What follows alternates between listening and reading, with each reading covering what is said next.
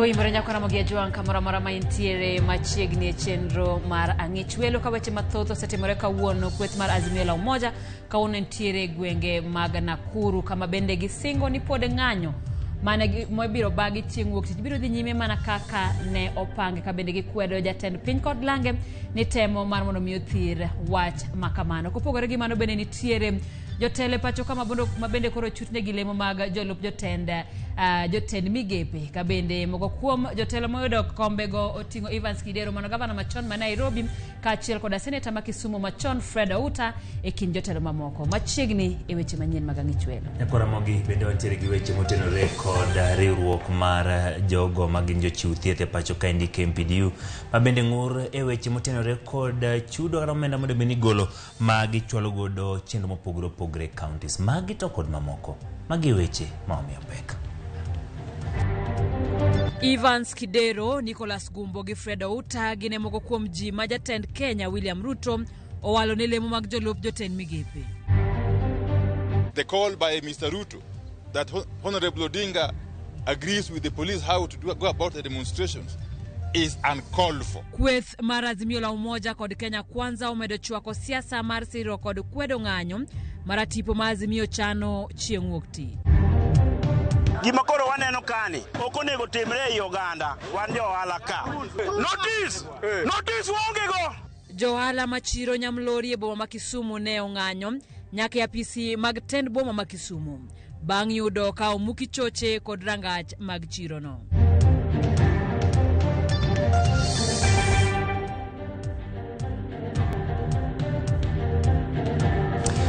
Oimore nyako Ramogi machiegni parni kaka pile yudo achiel kachiel kokalo Facebook page maro mar Ramogi TV bende yudo achiel kachiel ka okalo e Twitter @Ramogi TV yudo achiel kachiel e YouTube Ramogi TV bed kodwe chakruok nyaka giko nyinga Ochieng' Emmanuel Machiegni kendo nyako Ramogi nyinga Simfrozo Kinda jaloko marwa Belinda Adhiambo.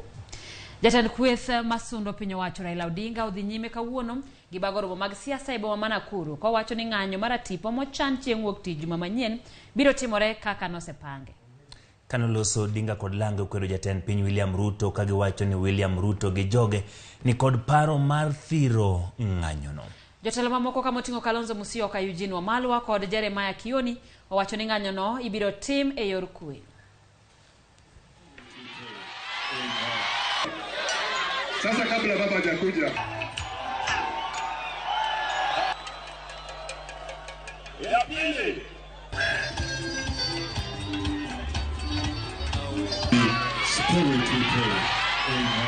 All the sovereignty of the nation state of Kenya lies in the hands of the Kenyan people. Na wanaweza katumia mamlaka hayo kupitia wale watu ambao mnachagua kama MCA, kama MP, kama magavana, lakini wakisaliti nia ya wazalendo wa Kenya, mwananchi anatumia haki hiyo mwenyewe mamlaka yake directly. Wangapi anasema kazua wengine wamenunuliwa, tunachukua mamlaka yetu kikatiba. Hebu tuone. anasema ati yeye atamaliza mambo yangu. Anasema mambo yangu. Anaweza tu kumaliza mambo yangu akinipiga risasi au dunga mimi kisu, lakini Raila Odinga's spirit will continue to live on. No, you can assassinate Raila Odinga physically, but you can never assassinate his ideas and the cause for which he stands. And I've said that I am prepared to pay the ultimate price if that will mean liberating the people of Kenya. Kwa hiyo hatuwezi kutishwa. Tarehe 20 tutaonana wao ana kwa ana.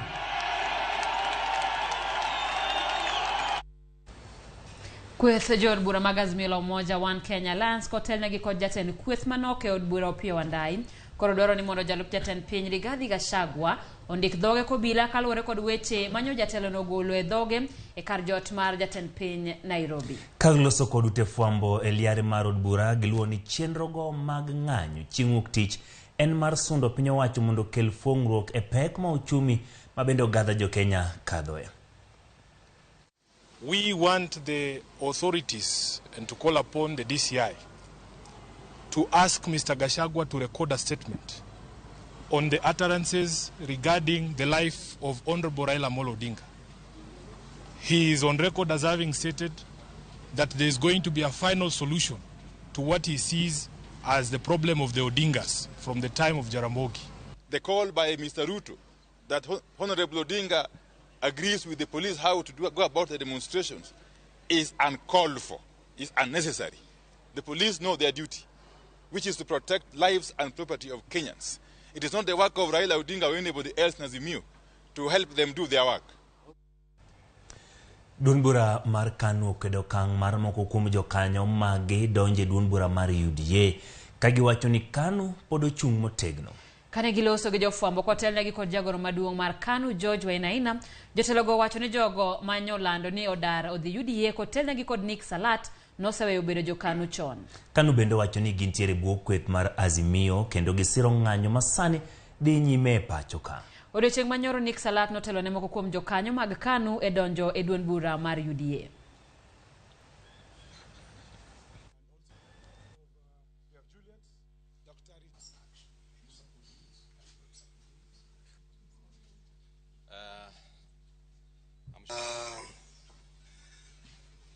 To tell you our position as Kenya African National. This is almost the third time that Mr. Sarat and his Inc. are defecting. And by the time of his retest, and probably not the last defection, he had already been kicked out of the leadership position as a Secretary General and as a member. It does not come as a surprise that in defections moved by Mr. Sarat and his brigade have not so far elicited sufficient attention as to attract the powers that be, knowing that we do about the defectors, and we are members of Azimio, so we always, that is our position. Kaporo ntiere weche mag siasa eni kweth jood bura mag Kenya Kwanza koro wuok tung' mosuo kod ogaye mar Azimio Raila Odinga kagichayo chenro mage mag bago ng'anyo mochan e boma Nairobi ka chieng' wuok tich juma mabiro. Kotelni kod jatend kweth mathoth e od bura Kimani Chungwa, jood bura go wacho ni chenro mar Azimio magichano timo en mar ketho chik kendo tang'o picha mar temo loko loch matiyo sani. Walter Nyambaga ne ni od bura kendo miyo wali podni. Kagiloso kod ute mag fwambe liare mar od bura mamalo e kweth jo od bura mag Kenya Kwanza okidhore kod ogai mar Azimio la Umoja One Kenya Alliance Raila Odinga kagikoni chenro mag ng'anyo mage ogin mago makelo ber ne oganda. That the planned disruptions planned for Monday are desperate, selfish, evil, treasonable, and unpatriotic actions of a sole loser. And just like in the past, there is only one man who benefits from such chaos, Raila Odinga. Jo Kenya Kwanza oko ni Odinga ne jatend piny William Ruto ne kod chenro mag dongo chumi mar Kenya e kendo thuolo mag siasa mane Odinga othung'ogo jatend piny machon Uhuru Kenyatta e kod mosenindo Mwai Kibaki ok nyal tiyo sani. Kinde gi en kinde mag pango, ok kinde mag muko. Ngech mwaringo mwadhi streets ni pile pile nwadhi ng'anyo ni wase ng'anyo gini mang'eny to kwa ng'anyo to kwa irugi mwadwaro kinde gi kwa ng'anyo kwa irugi mwadwaro bana go makabisa nwang'ni wawe wach mang'anyo ni. Mr. Odinga is now pointing fingers at this regime and the Kenya Kwanza administration for the high cost of living, but we want to call his bluff.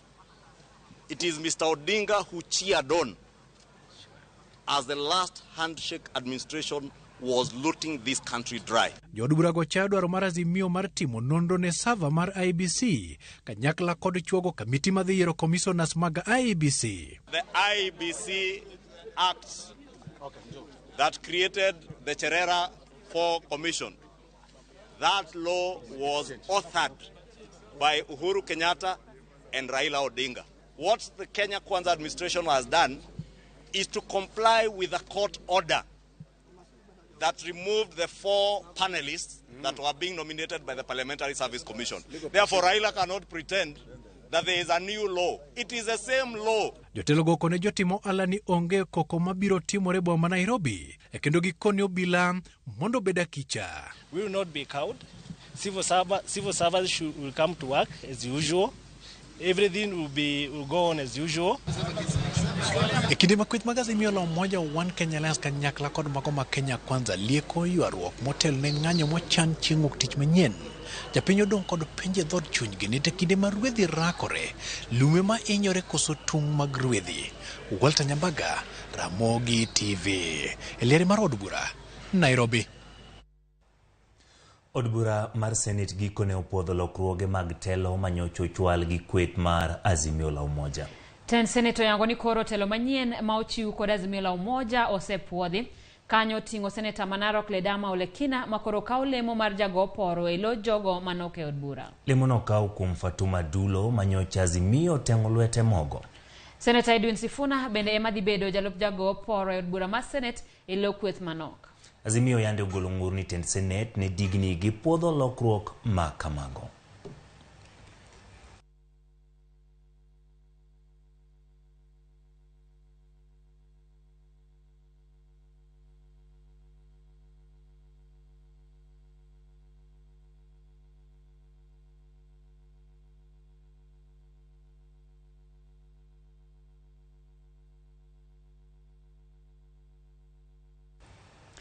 Ramogi jatend piny Kenya William Ruto kawo okang' machielo mar gwelo jotelo makaluwo e lemo mag tem migepe. Manen gavana ma Nairobi Dr. Evans Kidero gwel ne lemo mar jalup jatend migawo mochung' ne chenro mag ohala ka seneta machon ma Kisumu Fred Outa. Omi migawo mochung' ne kunyo mwandu manie buolo. Nicholas Gumbo awal ne lemo mar jalup jatend migawo mar wuoth kod apaya. George Bati miyo waler ewi jogo ma owal e lemogo. Kokalo oboke mochwo kogno kod jatend jotich piny owacho Felix Koskei, jatend piny William Ruto walo kendo chwalo ne od bura nying jolup jotend migepe 50 madhi konye chopo singo mag dongruok mag piny owacho kokalo bede migepe mopogore opogore. Manen seneta ma Kisumu Fred Outa dhi bedo jalup jatend migawo e migawo mar kunyo mwandu mawuok e buolo kod dongruok mag ohala mag nam. Manen gavana ma Nairobi Evans Kidero dhi bedo jalup jatend migawo mar keto mwandu ohala kod dongruok kembe, kama nen jaod bura mar Rieda Nicholas Gumbo dhi bedo jalup jatend migawo ya peini kod weche mag wuoth. Andika no bende yango jalup jatend migawo ya apis jalup jatend piny kod apis jatend jotend migepe. E apis jalup jatend piny, jalup jotend migepe gin Ann Wanjiku Mwangi, Nicholas Rioba kod Edwin Wandambusi, ka Sharif Atman Ali, Isaac Mwaura kod Rehema Hassan dhi bedo jalup jatend migepe e apisi mar jatend jotend migepe. E migawo mar arita, jatend piny owalo Millicent Omanga, Mohamud Ali Saleh kod manen gavana Manarok Samuel Tunai kaka jolup jatend migawo mar arita, e kinde ma Alfred Agoyi Masadia dhi bedo jalup jatend migawo mar jolweny. Joseph Kirui Limo kod Beatrice Nkatha owal kaka jolup jatend migawo mar omenda, kaka Catherine Waruguru kod manen jalup gavana ma Kisii Joash Maangi dhi bedo jalup jatend migawo mar chenro mag tij oganda kod sirne jomang'awo. Hossein Dado kod Charity Kibaba dhi bedo jolup jatend migawo mar weche mag tudruok pinje maoko. Benjamin Washiali kod Nicholas Gumbo dhi bedo e migawo mar apeini kod wuodhe. Kimani Ngujiri kod Victor Munyaka dhi konyo jatend migawo mar lo, apida kod dongruok mag bombe, ka Dennis Itumbi kod Simon Mwangi owal kaka jolup jatend migawo mar yore mag tudruok lony manyasani. Manen jaod bura Katib Mwashetani kod James Baluka owal kaka jolup jatend migawo mar thieth. Stephen Loldepe, Mark Lumonokol kod Mohamed Gure dhi bedo jolup jatend migawo mar somo. Jotelo mamoko ma bende humbgi noselake weche mag siasa pacho kama hapgi oleng'ore kendo oyudo lemo mar bedo jolup jatend migepe. Oting'o jadolo Margaret Wanjiru madhi bedo migawo mar ohelni matindo, Wesley Korir migawo mar tuke, Wilson Sosion kod Rehema Jaldesa ma owal kaka jalup jotend migawo e migawo mar jolimbe, le mag bunge kod nyadhi mag kit oganda. Mondo apise mag jolup jotend migepe 50 go tima kare, piny Kenya nyaka ketenge omenda maromo milion 639 182,806 higa ka higa. Ka higni 5 to piny owacho biro tiyo kod maromo bilion 4 milion 995 414 mabiro ting'o sach jolup jotend migepego, nyamburko kod udi magidake. George Bati, Ramogi TV. Erokamano George Bati kuom lipot machal kamano weche mag lemo medo pogi ne oganda mopogore opogore. Antiere kod jal maluongore ni Austin Amimo Bondo wacho ni siasa otimo ka chieng' wacho ni weche miwacho kod josiasa onego koro girangi kikel koko e pacho kaendi. Kabende wacho ni jakom onego embrace dialogue mondo ka piny pod chon ng'anyo dhi miyore mopukre. Kamano Ostino Bondo ka intiere Nairobi kaendi antiere kod Moses Oluoch bende wacho ni achiel kachiel kod Sharon Nyasuba wacho ni gintiere gwenge mag Dandora. Owacho ni weche mag nywando oganda duto e telo gin makare. Kabende oyango ni orito chieng' wuok tich ng'anyo moluong kod ogai mar Azimio Raila Amolo Odinga. Erokamano Moses Oluoch ka intiere gwenge mag Terminus Dandora. Erokamano nyakora Ramogi kabende wuoro ote kaen e namba wakana mana lai machuok mar 3:600 kabende Ramogi TV baba ong'eyo kama terowa kata wan wawegi wang'eyo kama wadhiye. Gachagua tin gima Raila neno kobet okone makata wedhi yath an okotho chanda kane sangla kagak. Ramogi and Dickens Odhiambo Low Woda Lego Nina watching live from Kariadudu Nairobi. And Morris Juma Ogada Janyaera Raila okautelo mane omae mano pacha Morris Juma. Erokamano kumorono otego kikidhi mabor wakawiwe machuok waduogi weche mathoth.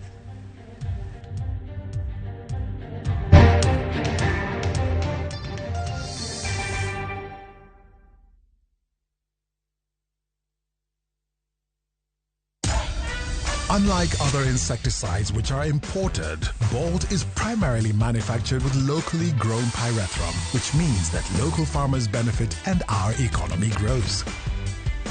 Buy Kenya, build Kenya. Sasa unaweza jishikia sachet fresh ya Blue Band Original gramu 15 ni 10 bob tu, halafu ya gramu 30 ni 20 bob pekee. Blue Band, jishikie size poa kwa bei fiti. Jijenge na shilingi 1500 guaranteed kila wiki kwa kucheza Kaende Jackpot. Shiriki kwa kutumia 50 bob pekee, cheza na Autopic kwa kutuma neno KJP kwa 29063. Not for persons under the age of 18. BCLB number 416.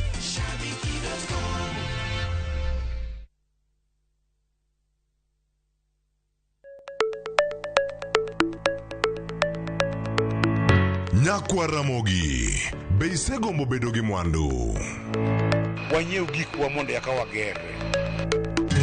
Kikideu, e chenro mar ohala gi mwandu, Ramogi TV koro kelo ni puonj makare kaka inyalo timo ohala malokre mwandu. Ting'e ni goyo ohala gi rito mwandu gin weche ariyo mopogore. Tich ang'wen ka tich ang'wen, saa 1:45 mar otieno, ka ikelo ni kod Lydia Okeyo. Kik bai.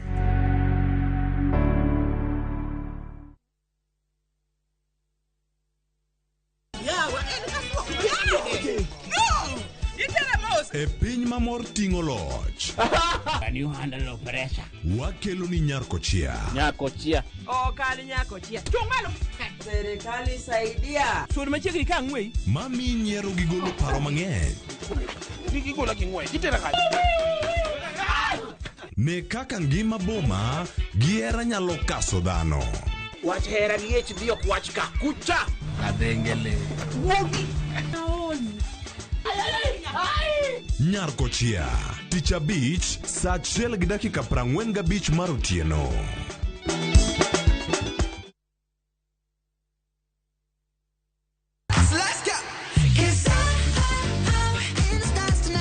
Ngeso ka ngeso, en chieng' mor ne nyithindo. E chenro mar rogo mar nyithindo saa 3 gokinyi. But success in excess. Udi wadhi nyime kendo wadhi medo mor nyadichiel, nyadiriyo, nyadidek. Waseyudo miel manyachon gi manyasani, tedo, katuratira,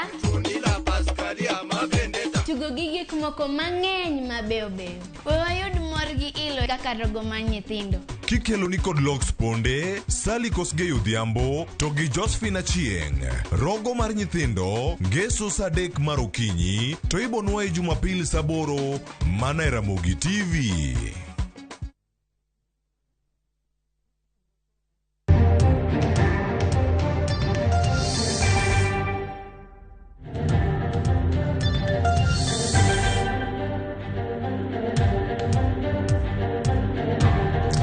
Machiegni nyakwaro Mugajwang, counties 14 manie bor riwruok mar Lake Region Economic Block LREB owinjore ni gidhi keto tenge omenda maromo 2% mar budget magi e konyo lweny rito alwora kod kedo gi lokruok mar kor lwasi.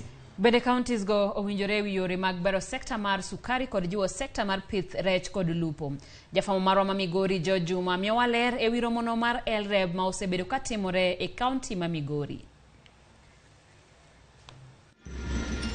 Kuom ndalo adek, governors nowuok e counties 14 ma e borruokno ma Lake Region Economic Block kata LREB, kaachiel kod jokanyo mawuok e rwego mok mago mag piny owacho kod joket mwandu mopogore opogore osebedo kod twak e romo mar 11 ma Lake Region Economic Block ma bende osebedo ka itimo e county ma Migori ma bende orumo odiochieng' ma kawuono. Twak ne obedo e weche mopogore opogore to ahinya kaka inyalo ti makare kod mwandu mayudore e nam lolwe, kedo kod lokruok mar kor lwasi kaachiel kod bero sekta no mar niang'. It's unfortunate for those of us who come from the lake here that even our own fishermen cannot afford fish. If you take ngege, if it is an average ngege is around 400 to 500 shillings. If you look at the average income of a citizen here, most of them would rather sell that and buy something else and maybe remain with some balance to do other things. The passion that we are showing for sitting and listening to the presentations here, the passion that we show through the partners who are here, that passion should be converted into action. E giko mar romoni, governors ochopo e winjruok ma opogore opogore ma oting'o keto kuondego mag tim nonro e wechego mag niang', kaachiel kod tiyo kod piny owacho mamalo mar neno ni sekta ni mar niang' koro bedo kod chike makare. Establish an independent sugar industry research station for agronomical research and reinstate the sugar industry levy to support research. 9. Urge government to cede sugar factories to the private sector for efficiency, profitability and sustainability, to rescue the sugar industry from the road. Work with the national government to implement recommendations of the Sugar Task Force report. Counties 14 gi bende winjore ne gidhi keto omenda maromo 2% mar budget maggi mondo koro gichigo e kedo kod lokruok mar kor lwasi. Already all LREB counties have enacted climate change policies and other legislation to support response. We shall set aside 2% of our budgets for climate change activities. Bende counties gi owinjore mar keto gigo madwarore mar bero wechego mag thieth to ahinya e kor gwenge.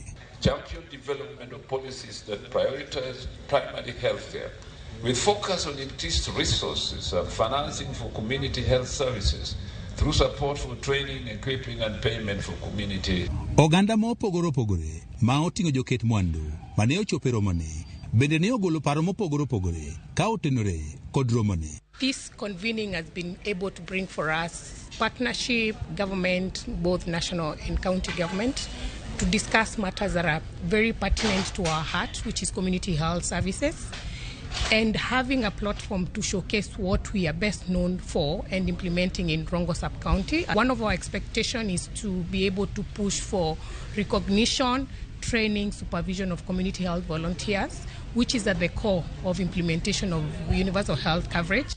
Counties giwacho ni kisego okang' maduong' e ting'o malo wechego mag dongruok ka bende gisingo mar medo tiyo kamoro achiel mar neno wechego mag dongruok koro chopo ne oganda. Jo Juma, Ramogi TV, Migori. Erokamano Jo Juma kuom lipod nyakwa Ramogi ka wadhi nyime. Komiti mar od bura manono kaka ne otimo ohala mar nyiewo kambi tudruok mar Telkom koro luongo moko kuom jotelo mane otiyo e sirikal mokalo mondo omi odwok penjo e wi ohalano. Mane en jatend migawo mar omenda Ukur Yatani en achiel kuom ji ma idwaro e nyim od bura mondo omi penjo ka bende en adier ni sirikal ne ochulo mohewo shillings bilion 6 e nyiewo kambi tudruok mar Telkom kosoyo. Nyakoromo gima e gima bende koro wadwa lero kaluwore koda wach ma bende koro nego beni dadho moko kuom jotelo e sirikal mokalo. Lipot wacho ni piny owacho nonyiewo kambi mar Telkom chutho kuom omenda maromo bilion 1.19. Mano kaluwore koda lipot. Kata kamano kambi owuon mar Telkom to wacho ni gikia ohala machalo kamano. Telkom dhi nyime ka wacho ni sirikal ni mana kod bath kambino 37.9 mano mar pok mar kambino. Komiti mar od bura non adiera mar wachni. En adiera ni piny owacho ne onyiewo kambi chutho koso oyo, kaluwore ni lipot wacho ni kambino nitiere mana kod atamalo kata piny owacho nigi atamalo 37 mano pok mar kambino. Magi boko kuom jogo mabende koro luonge nyim od bura mar mondo miyo bio dadhogi kaluwore kod adiera mar wachno. Achiel kuom gi en Okuru Yatani mabende ne en jatend migawo mar omenda mano e telo mar jatend piny Uhuru Kenyatta koda jalupne William Ruto. Ng'at machielo mabende koro imanyo mar mondo mi kata idwaro mondo dhi e nyim od bura ochiw ler en Joseph Kinyua. Joseph Kinyua ne en jatend jotij sirikal mano bende e telo mokalo mano telo mar jatend piny machon Uhuru Kenyatta. Kopogore koda mano Julius Muya mabende ne en jagoro mongirore e migawo mar omenda bende koro en achiel kuom jogo mibiro dadhogi kaluwore koda chochni mabende nitiere kaluwore koda nyiepo mar kambi mar tudruok mar Telkom. Ng'at machielo en Edi Njoroge mabende en jakom mar board mar Telkom gi e kinde ni. Edi bende koro ibiro dwar mondo miyo dhi e nyim komiti mar od bura mondo chiw ler kaluwore koda adiera mar wachno.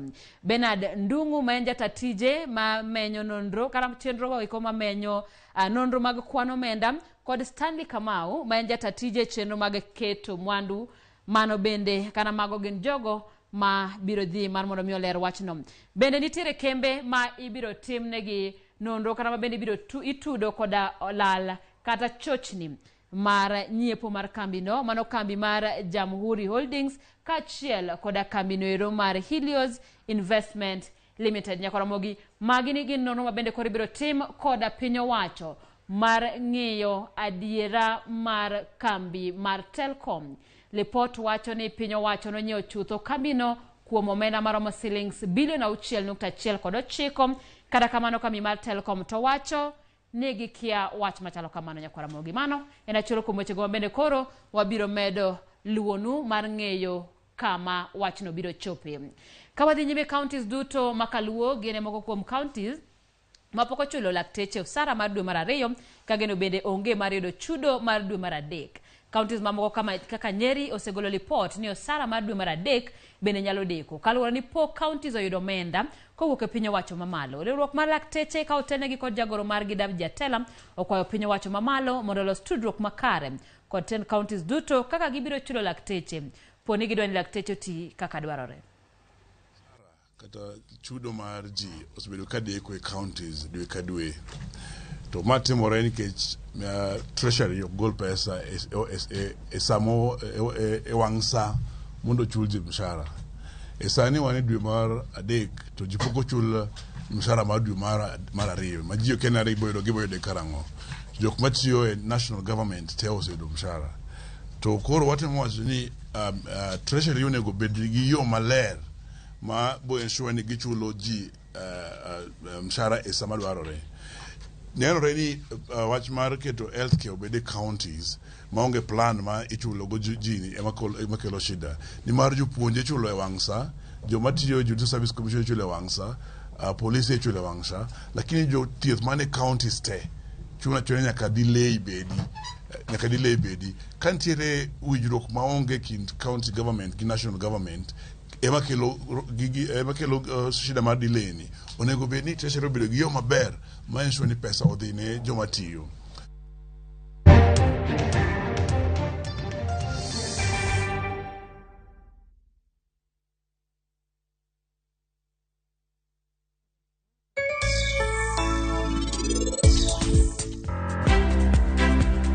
The National Construction Authority ginga seminars to give contractors awareness of kaka gedo timore, challenges or new methods of gedo. Penja gani ang'omiyo ne weyo tij computer duoge loso nyiri. Jineno tij computer kaka tich moko nego bed ni weyo. To finishing to be pogre gag magedo nikech en e gima koro dhi golo odno. Ne no maber.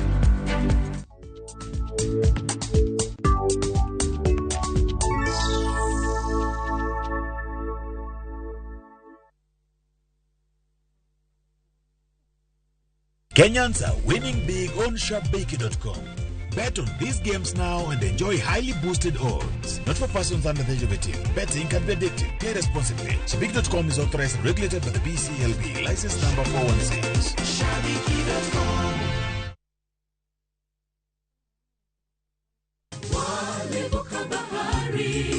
Injili kelo mor, Injili kelo kwe chunywa. Kendo Injili nyayo ngima.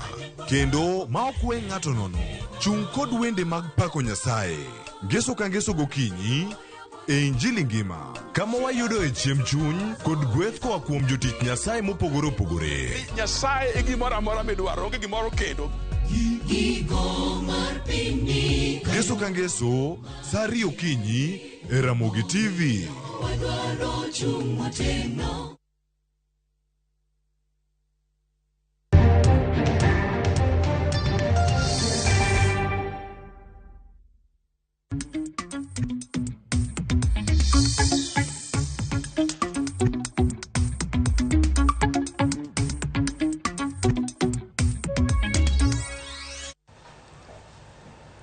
Machiegni nyakoro Ramogi mesawa mar weche mag ohala. Kambi mar tudruok Safaricom koro yango yo manyasani mar medo yote tiyo kod mbui mong'ere kaka 5G. Safaricom ne oriwore kod kambi mar Huawei e chako chenrono makoro igeto mondo chope e bombe 200 kapod dwe mar adek orumo. Jata chenro mar Safaricom Fauzia Ali Kimathi ne owacho ni okang' ma kamano biro yawo thuolo mag ohala ne jogo matiyo kod mbui e yor ohala ka osingo ni 5G ibiro chwal e gwenge duto ma Thurka. Kisumu, Nairobi, Nakuru, Kakamega kod Kisii gin moko kuom bombe ma osechako tiyo kod 5G.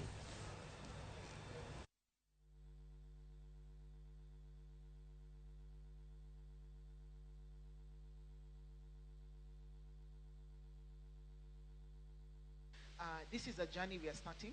Last year we only had 15 sites. We are saying by the time we close March, we'll have 200 sites that are covering nearly 11 towns. So watch out as we release the news of where we are actually launching our 5G in an area that is close to you. But in that space, we have a lot of content creators who are, their business is about creating content and uploading. For people who are in the advertising industry, people who create ads, you know that when we get to the space where we start to render ads, it can take a night. You sit there watching the thing and it's not moving. 5G can actually come and unlock that. Nonro mar bad migao mar koro chalma kolwasi yango ni koth dhi medo chwe e alwora mar Nyanza kochomo dwe mar Ang'wen. Jopur bende sani dang' ni makagi kacha mar neno ne gichopo kare chenro magi mar pur. To bende ikruok ni kare kuom jopur. Millicent Adhiambo twak kod jopur moko e gwenge mag Nyanza kendo miyo ler mathoth. E seche makoth medo dhi nyime kod chwe e thoth gwenge ma pacho ka, moko kuom jopur ahinya to ma Nyanza timo ikruok makoni kod kocha e puothegi ka gilarore kod koth magiko mare ok ong'ere. E kaunti ma Kisumu, jopur koni giseikore, kata kamano ok gin gadier kod ndalo chwiri ma igani kaluore ni chwiri ma iga mokalo koth ne ousogi ma chambgi owang'. Watemo pur kaka wanyalo, to shida ma wan go achiel en timing. Like the other time nwapidho oduma, ka nwapidho oduma koth nong'adowa, mana gikone onge gimono wakaya noa nono. Gilero ni kaluore kod lokruok ma oseneno e kor lwasi kuom kinde pacho ka, sani geno gi kuom koth ok ni malo kaka ndalo machon, gino mane omiyo gichako wilo kothe ma gipidho ndalo chwiri. To gi sani anyalo wacho ni koth osedeko nikech sama koro wawuoye ni onego bed ni koth osechako chwe, kendo gik ma ko onego bed ni koro wan gi pure waketo gi e piny, lakini kwaneno kaka nyo chako chwe, ochwe to ng'adore, ma seche moko wanyalo wacho ni nok mare nyalo miyo wang'ikruok bende. Kwayo gi maduong' kuom sirikal en yudo mbolea kod kothe e nengo mogonyore, kaachiel kod masinde ma ginyalo goyogo pi e puothegi mondo gimed bero weche pur kaka yor yuto margi ma ok giketo geno ahinya kuom koth. wan kama ber mo kata koth go pudo kwa nyaga rito nikech wan gi pika kodhi gi mbolea ema wakwan debit ready kata sani kadi konase kuma duya fertilizers ma bende dwa tigodo bende watemo mondo mi wayudi kata mana mani wacho ni ikelo cha poko kele aka na duonga magombo mana numia gir olopi ukelnwa ukonywa un serikal gi gir olopi madimi wa olpi kechu wapuro alot ka okwa nono to wa olopi mana gi lwetwa ka ginya yudo vifaa mag pur gi kaka generator imiyo groups kinya imi kaka yudo grube gi timiyo gi generator gi gigopi bo konyo jopur ahinya kendo bo miyo gidhi malach e yor pur ni kendo gibo loso chiemo mang'eny. Komachielo e kaunti ma Homa Bay, jopur kwayo piny owacho mamalo kod tin kaunti no mondo migi ler ewi kuma mbolea kod kothe mago mane gisingo ne jopur e nengo mani piny ochopoe. Koro sirikal koyie to konywa mondo gifuarnwa ndach kodhi mane gimiyowa gi mbolea ka mondo wakonyrego. Sani pesa onge mondo ing'iew kodhi, kidhi ng'iew kodhi to bei tek. Koro ne wakwa sirikal mondo konywa gi kothe mane giwacho ne gimiyowa. Kata lot ma wapidho sani ma nyalo miyowa pesa gigo nyumore idaso gi mane pi. Koro onge kaka wanyalo timo. Magi duto biro bang' oro kod chieng' makech negoyo tache pacho ka kuom thuolo malach gino mani oduono moko kuom aore kendo kelo kech maliyo mani ohinyo ngima oganda kaachiel kod jamni e gwenge mopogore opogore. Millicent Adhiambo, Ramogi TV, Kisumu County. Kapod wantiere kaunti ma Kisumu ene jo ohala e chiro manyamlori e Kisumu ne omonjo apise mag ten boma ma Kisumu bang' ka giyudo ka omuk choche kod rangach madonjo e chirono. Johala go mane ni kod ichwang' ne dwaro mondo tend boma no kotelne kod abala wango lernegi ni en ng'a manyotimo tim makamano. Mae timore seche ma ten boma ma Kisumu ne oriko segolo milome moro johala go daro wuoge chirono gidhi e kar ohala ma Uhuru Business Complex. Johala go nyocho semako bure do mar geng'o darogi.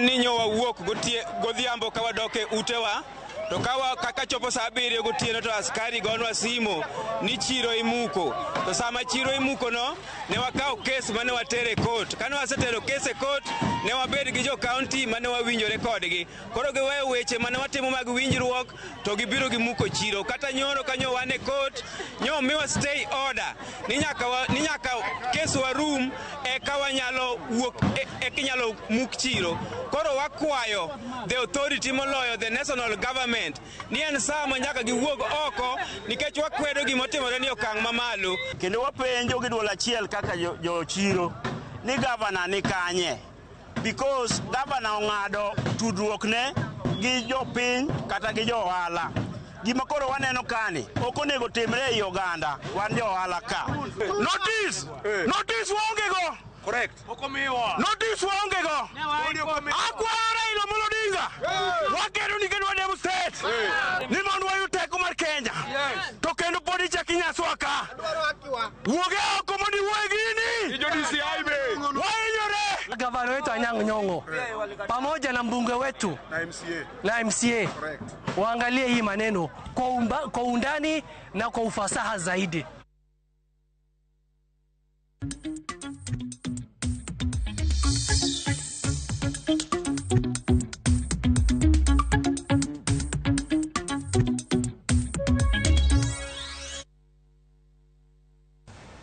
Kadhi weche matimore e pinje ma oko, jatend piny Malawi Lazarus Chakwera olando jumbe ariyo mar kuyo e pinyno mangima kaluwore kod masira mar koth mapek momakore gi yamo kendo kelo tho mar ji manyaka sani ok tin ne 200.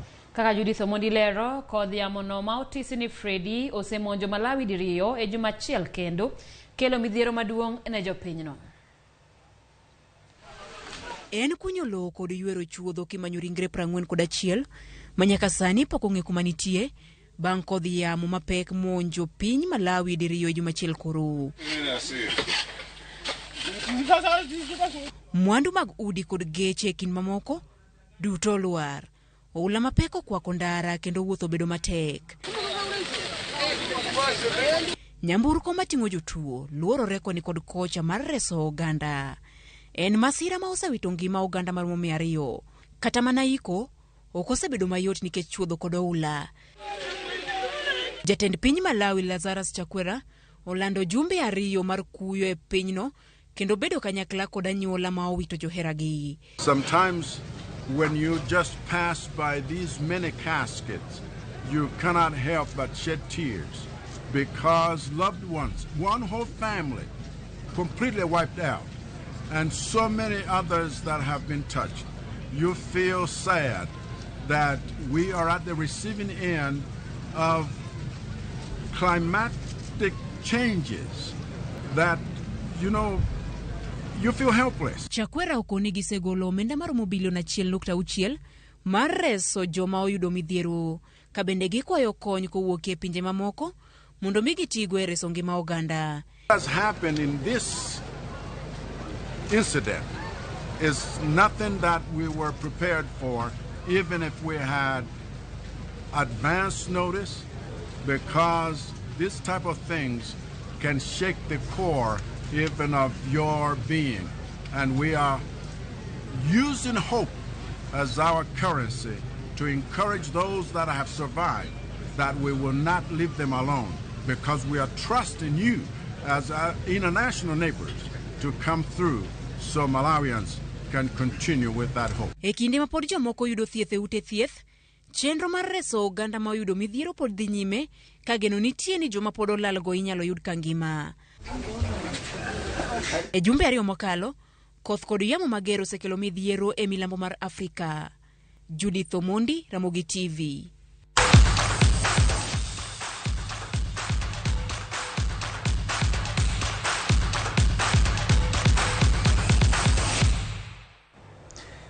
Machiegni wadhi e pap tim mar Kenya Marathon kidieny mar